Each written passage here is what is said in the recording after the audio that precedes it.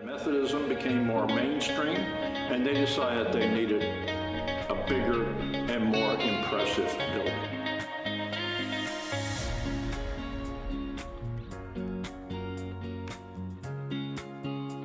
So in 1860, they bought the lot at 3rd and Chestnut for $3,000. They probably put up some sort of temporary building for a while, and they began to consider building a church that was going to be an ornament to the town, something that showed that not only the church was growing, but the city of Evansville was growing, and it was going to be something that the people of the community could be proud of. They hesitated to build this until they finally made the decision in late 1863.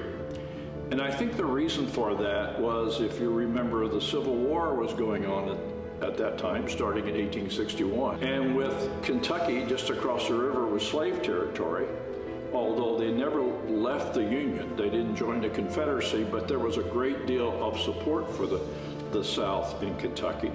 And the Ohio River could very well have become one of the real battle areas of the war. But by late 1863, that threat had pretty much gone away. They hired a local architect by the name of Henry Mersenne. The chosen style was Gothic Revival. And the Gothic Revival style had a lot of the features that eventually the Trinity building will have. And so our church really is pretty much a copy of the one in Newark, New Jersey. And that one actually, which was Gothic Revival, and that one was patterned after a real Gothic church in Cambridge, in England. George Lent was the bricklayer, and he ordered 400,000 bricks, the first one being laid on May 16th, 1864. And a man by the name of Thomas Grant was actually in charge of the carpentry work. It progressed, and on June 19th, 1864, the cornerstone was laid in a ceremony, I think on a Sunday afternoon. The pastor at that time was a man by the name of Albion Fellows. Fellows was a young pastor, had been what then they called presiding elder. Today we call him district or conference superintendent. And he was more or less sent here, I think, with the idea that he was going to oversee the building of this impressive church. Unfortunately, he died when he was only 37 years old while the church was being constructed. But in that corner-laying ceremony, he said, future generations would see that while our brothers were away on the field of strife and the battle was still raging, we trusted that the God of Washington would come and save us, and that we should be permitted to build this house for worship and praise. And so he was looking at the present, but also looking at the future, and realizing that when people in the future realized that this impressive building was built during the Civil War, it said something about the faith of the members of the congregation. It was completed. Part of it was in use in 1865. It was finished in 1866, and the sanctuary was dedicated on March 25th, 1866. Because it was of Gothic design, it has what's called a hammer beam ceiling, which means it has sharp little rafters coming out from the wall, and then other rafters are on top of that. And the importance of that is it gives a tall, open feeling. And everything about the Gothic architecture in churches was to open it up and force people to look upward or look heavenward. And the church, the ceiling here, certainly does that. And as a result of that, we have tall windows. These windows are not, that we see today, are not the original windows. These were put in 1911. All the windows in the church, including the Lily window and the window in Craig Hall, cost about $2,500. We have the contract for it. And you couldn't do a little simple repair on any of them for that amount of money today. The building is full of arches. The windows have a lot of arches. The ceiling, the doors throughout are these Gothic architecture. The ceiling is original. The only other thing you would have seen in 1866 if you were here are the chandeliers.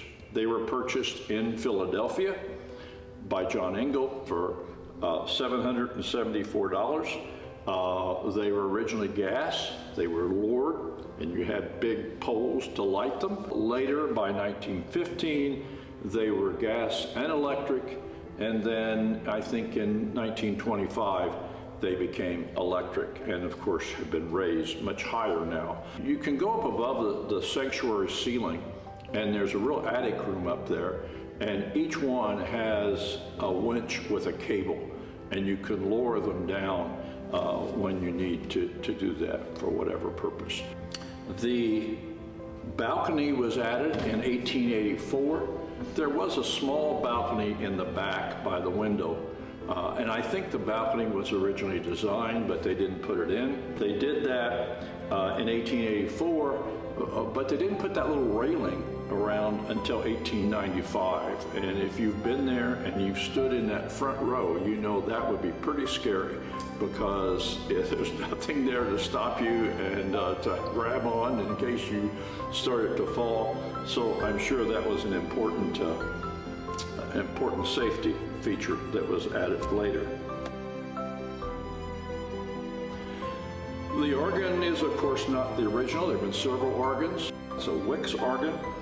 It's a very large organ, one of the largest in Evansville. And also they can play the chimes, which we'll talk about later, from the organ. The pews, altar furniture, organ case were all changed in the late 1960s. There was an effort to modernize things. It was air conditioned. The pews were put in at that time. Originally the pews, or at least prior to this time, there may have been a couple sets of pews, were curved, but this time they decided to put in straight benches. The church has never had a center aisle, which concerns a lot of brides. And I don't know really the philosophy behind that, but there is some indication that, John Wesley, when he started the Methodist Church in England, did not want it to become a separate church from the Anglican Church. And he wanted just to have chapels, and he didn't want a center aisle because that made it more like a church. So I don't know if that had anything to do with why we don't have a center aisle. A number of churches of that period do not have a center aisle. The most recent thing that was done probably was in 2016, and that's the adding the lighting up in the ceiling so that the chandeliers now are more, functional, they're more ornamental, rather than actually providing the lighting for the sanctuary, and also gave the opportunity to control the lighting and raise it and lower it and all that sort of thing. So that's kind of an overview of the history and a look at some of the features of the sanctuary. One of my favorite stories, by the way, was given to me by a man years ago, who said that at one time there was a grocery store across the alley, which would have been on 4th Street. And because of that, there was quite a rodent problem, and those mice and things would get into the Trinity building as well.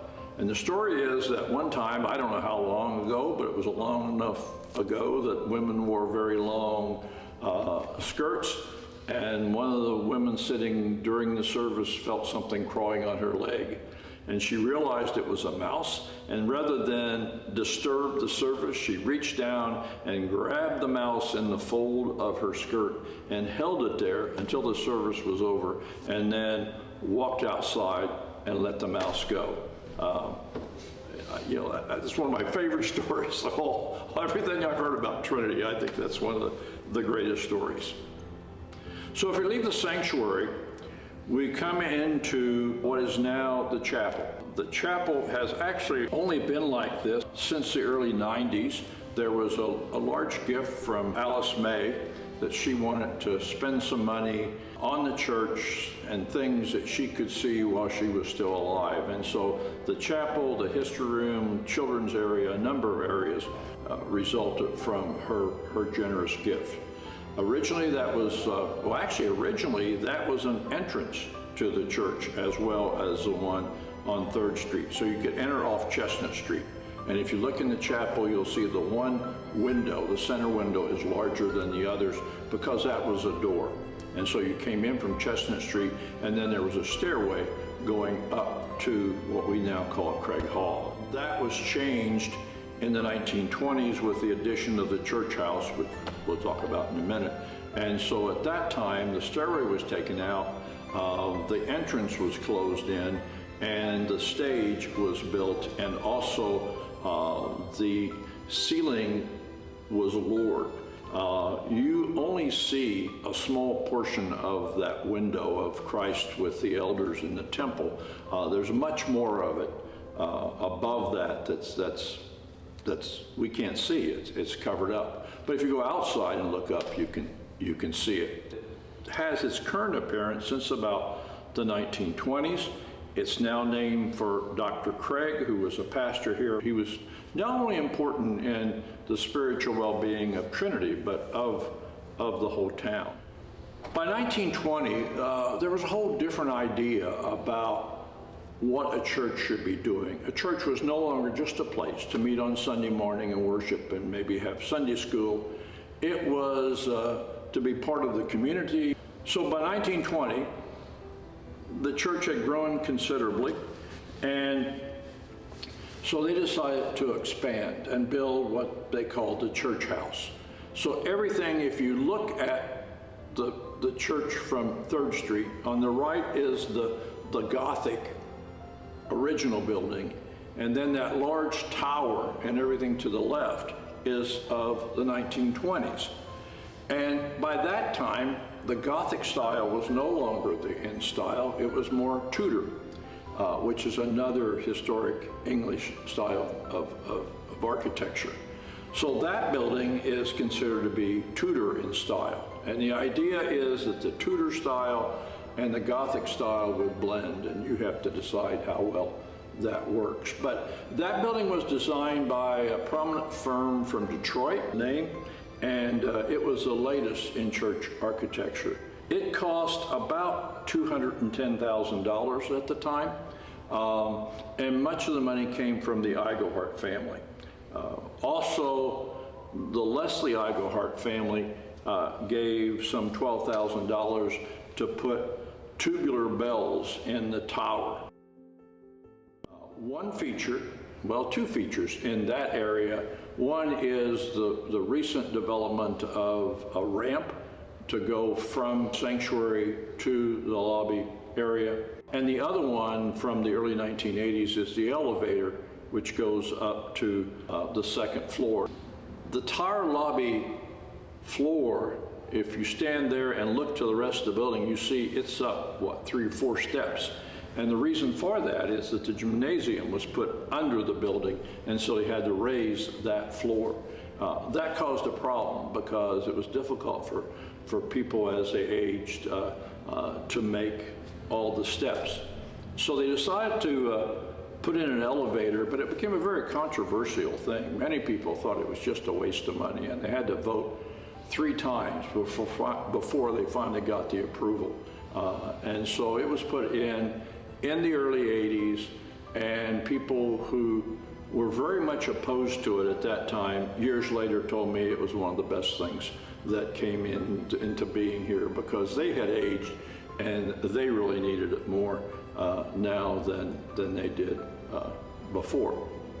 So if you go through the church house building, much of it is very similar. It's in the Wesley Advocates Room, you can see the original oak furniture that was used throughout, the oak tables and the oak chairs. There are really 3 parlors. The one on the main floor is the most elaborate and attractive, and there's actually a fund to maintain that parlor. If you go downstairs, you come to the gym, and the gym is something that, as I said, was really a progressive move.